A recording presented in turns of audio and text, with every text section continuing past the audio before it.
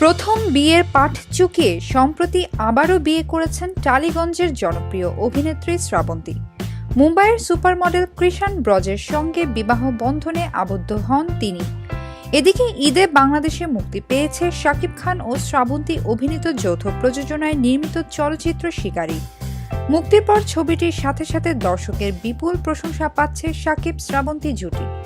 শ্রাবন্তীর বিয়ের খবর প্রকাশের পর এ বিষয়ে মুখ খুলেছেন ঢালিউড সুপারস্টার শাকিব খান। এক শুভেচ্ছা বার্তায় শাকিব বলেন, শ্রাবন্তীকে অভিনন্দন, ওর বৈবাহিক জীবন সুন্দর ও সুখের হোক। অন্যদিকে শ্রাবন্তীর সঙ্গে শাকিব খানের আরও বেশ কয়েকটি ছবিতে চুক্তিবদ্ধ হওয়ার প্রক্রিয়া চলছে। শ্রাবন্তী বিয়ে করায় ছবিগুলো নিয়ে কোনো সমস্যা হবে না বলেই জানিয়েছেন শাকিব খান ও শ্রাবন্তী দুজনেই।